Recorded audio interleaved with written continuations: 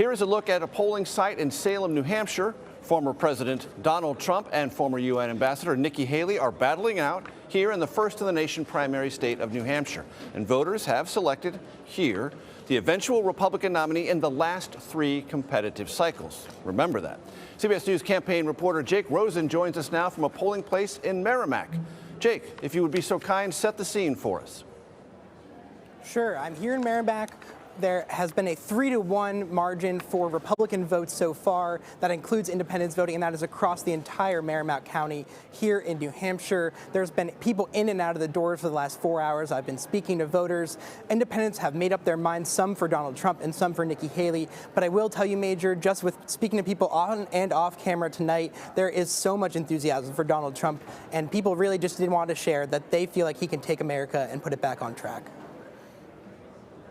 And Jake, the Secretaries of State office here in New Hampshire today said that it is estimated that Republican turnout will be in the 330 to 332,000 range. Kind of precise. That would be a record if I understand the history here, correct?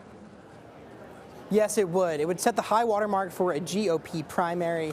And, you know, we'll have to see. I've been working on getting those numbers for us confirmed of what the turnout has been so far. I'm sure we'll hear that soon from the Secretary of State's office as we head into polls closing in about 2 hours. But, you know, I've seen people basically come straight from work. There's been a line almost out the door here. And Jake, we should probably take note of the weather, because when we were in Iowa, weather was an issue on the caucuses. It was very cold. It inhibited a lot of people from traveling any great distance. The weather here today, comparatively balmy, certainly compared to Iowa, but generally pretty good for New Hampshire. I wonder if that's had any positive effect on turnout. Well, I think it's that, and I think it is this kind of two-person race. So if you are one of those people who supported a non-Nikki Haley and a non-Donald Trump candidate, you've had about a week to kind of decide, craft your argument for yourself, get a final look at the candidates, and come out. I do think the weather has been good here. It has not snowed in a couple days. There may be some inclement winter weather tonight, but as of right now, you know, coast is clear for full turnout if it's possible, and if the enthusiasm is there, Major. Coast is clear and enthusiasm is high. Jake Rosen coming to us from Merrimack. Thank you so very much. CBS News campaign reporters Nidia Cavazos and Olivia Rinaldi join us now. Nidia is in Concord. That's the California in me pronunciation. The proper pronunciation, I've been told many times here, is Concord. We'll set that aside. And Nikki Haley, that's at Nikki Haley's campaign headquarters in Concord. And Olivia is in Nashua at the Trump election night watch party. So Nidia, let us start with you. How active today, on this very last day of the New Hampshire primary campaign, has Nikki Haley been?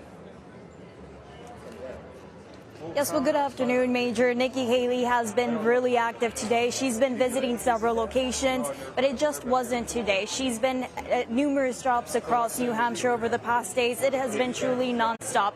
We've been able to embed with her campaign since October, but truly what I can say is that the past couple of days have truly been different. We've been going from stop to stop. It has been truly nonstop here for Nikki Haley. Now, there's a lot of optimism for Haley. You know, she's saying she's going to work hard till the very last minute. She has managed to make this bring it down to a two-person race. So she's really confident that tonight is going to go well for her. Of course, we've pressed her numerous times. What does a win look like for you in New Hampshire? And she says she's expecting to perform a lot stronger than she did in Iowa. Of course, she's counting on a lot of independent voters, undeclared voters as well, to just come out and support her. We were with her this morning when she was at a voting location, and she's just telling people when they come out of the polling location and they told her directly, we voted for you, we trust you, we have hope for you. These are a couple of messages that she's gotten from voters. She thanks them and she says, thank you, but now it's time to bring your 5 friends, bring out your 5 family members to come out and support. She's really hopeful that she'll have a good turnout tonight.